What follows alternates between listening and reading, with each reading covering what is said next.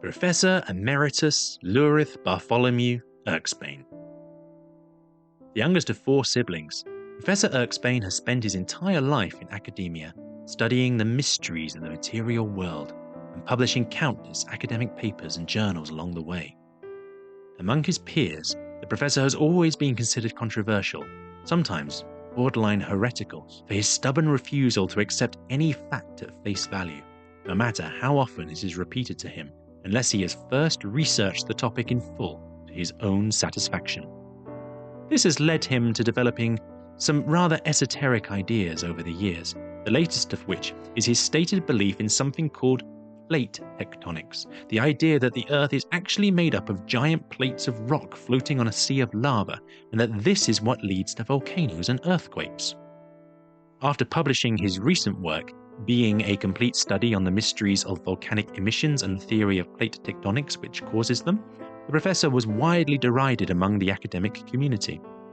This led to him being kicked out of his university and blacklisted among many of his peers. Undeterred, the professor set off to prove his theory by doing hands-on research in the field. This quest led him to the city of Neverwinter, which 50 years ago was partially destroyed by a volcano. Upon arriving in the city, he wasn't surprised to find that many of the illiterate common folk blamed the volcano on the machinations of gods or monsters or some other hysterical nonsense, but the professor is certain there is a much more logical and reasoned explanation at the root of things if only he can find it. He is delighted to have received an invitation from the Adventurers Guild, as he sees this as a golden opportunity to explore these mysteries in more depth, while getting paid at the same time. Private backstory. The professor carries a dark secret, the true reason why he left his university and came to Neverwinter. It ties into where he got his magic powers from, and the reason why he secretly self-sabotaged his career by publishing theories he knew would get him kicked out of the university. But secretly, the professor is working for a god. Maybe.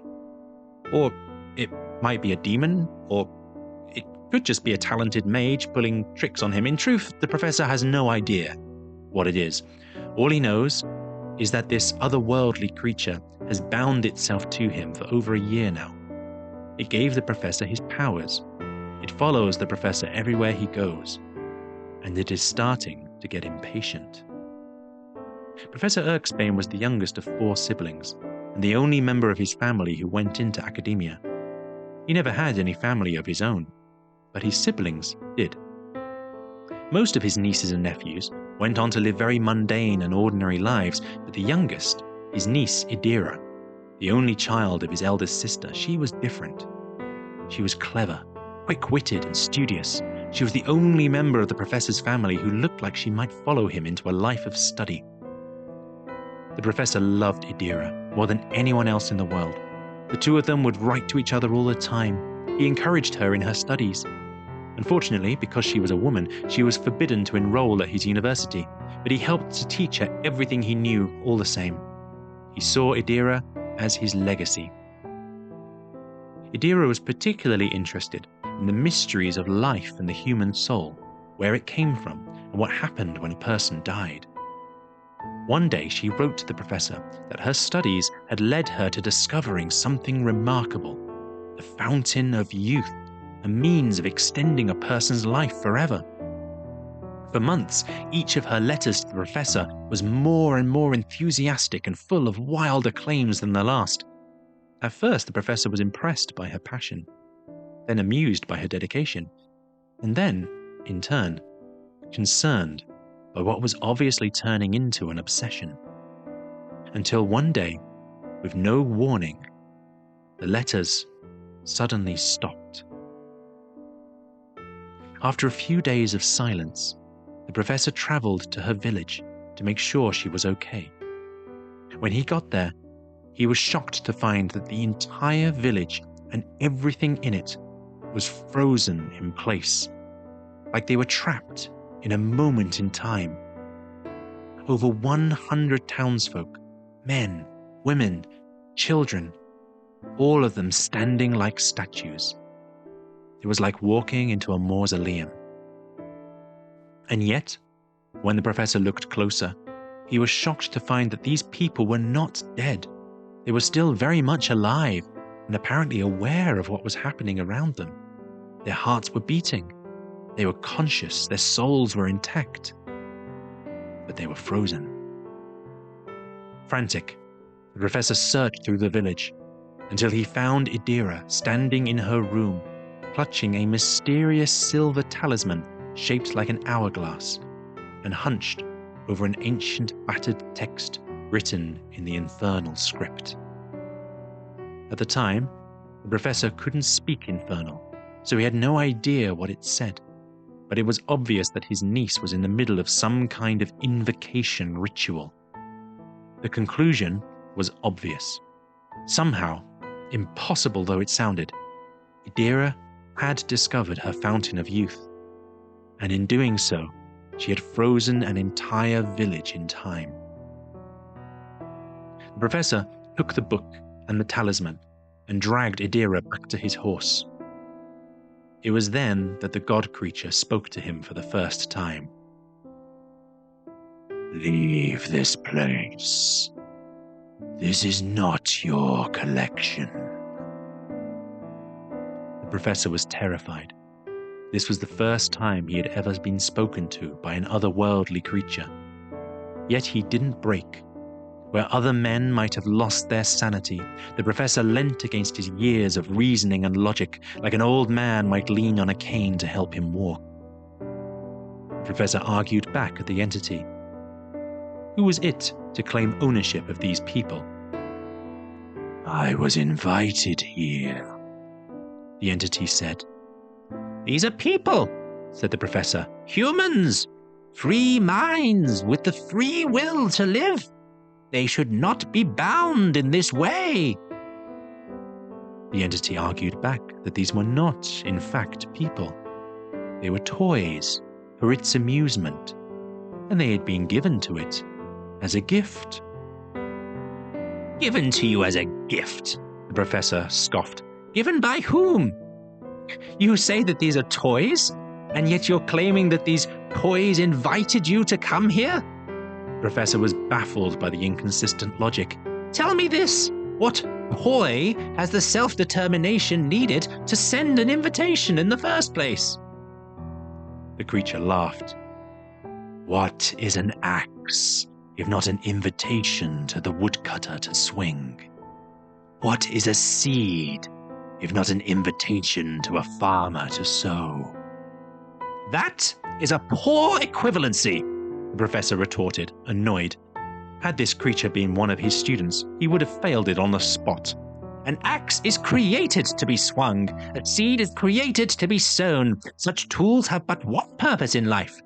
These people have many, and to them is granted the free will to determine what that might be."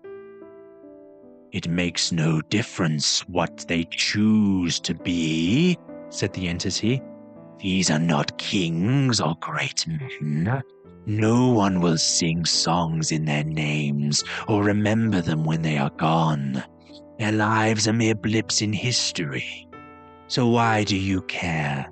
Put the girl back where you found her and leave this place at once." "I will not." For the professor had come to realize something during the course of their argument.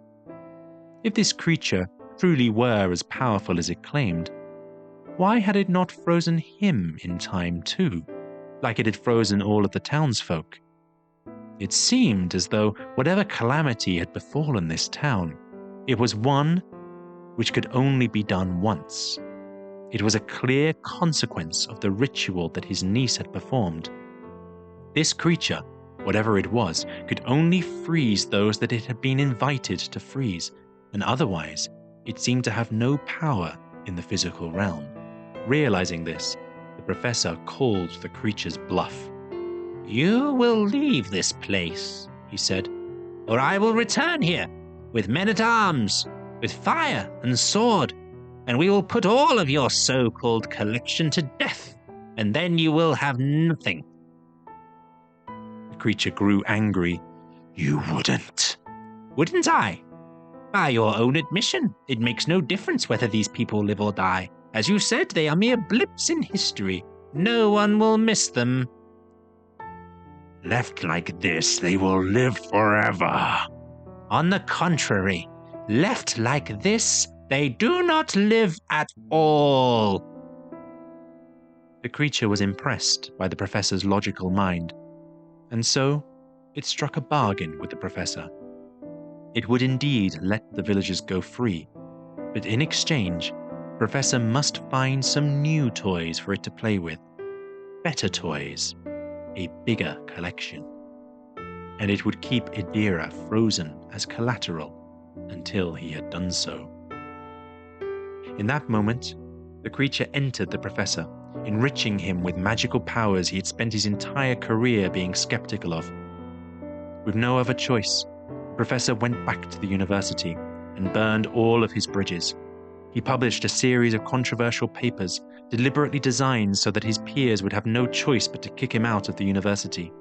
He hid Idira's still frozen body in a secret hiding place, sold everything he owned of value, and left his career in flames.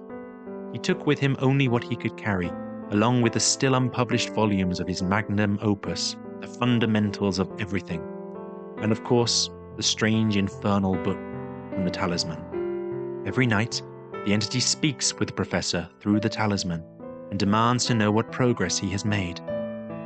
Soon, Professor tells him, I am looking for somewhere remote, somewhere far enough away from civilization that your collection won't be disturbed. Of course, in truth, he doesn't want to unleash the god. He knows that speaking the invocation ritual would be the fantasy equivalent of setting off a nuclear bomb. It would mean condemning thousands of innocents to an undying hell, frozen in time. And yet, it is the only thing he can do to save his niece. Unless there is a third option, because every problem has a solution. And perhaps, just maybe, if he studies for long enough and puts off the creature for long enough, he can find enough time to find out what this creature truly is.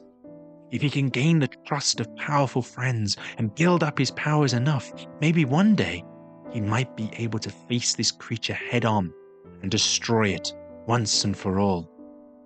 His only clue on the true nature of the creature comes from the infernal book, and it pointed him in the direction of the Mayor of Dead Men. He hopes to find his answers there.